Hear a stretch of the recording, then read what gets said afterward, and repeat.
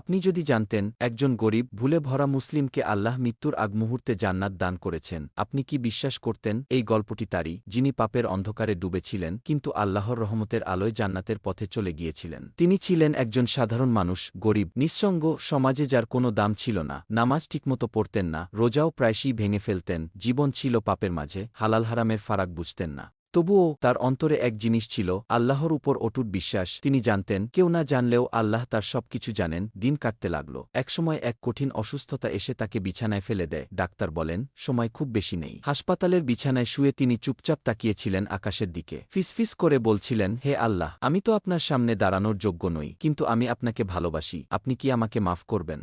চোখ দিয়ে অশ্রু গড়িয়ে পড়ে। কেউ জানে না তিনি কি দোয়া করছেন, কিন্তু আল্লাহ জানতেন। তিনি জানতেন এই অন্তরের তওবা কতটা সত্যিকারের। সেই রাতেই তিনি ইন্তেকাল করেন। অনেকেই ভেবেছিলেন এত পাপের পর তিনি দোজখে গেছেন, কিন্তু রাসূল সাল্লাল্লাহু আলাইহি ওয়াসাল্লাম বলেছেন, যে ব্যক্তি মৃত্যুর পূর্বে আন্তরিকভাবে তওবা করে, আল্লাহ তার সব গুনাহ ক্ষমা করে দেন। আল্লাহ তার অন্তরের কথা শুনেছিলেন। আল্লাহ তাকে জান্নাত দান করেছেন। আপনি যত বড় গুনাহাই করে থাকুন না কেন, আল্লাহর রহমতের দরজা এখনও খোলা। মৃত্যুর আগে নয়, এখনই ফিরে আসুন তার পথে। আল্লাহ আমাদের সবাইকে সত্যিকারের তওবা করার তৌফিক দিন। আমিন।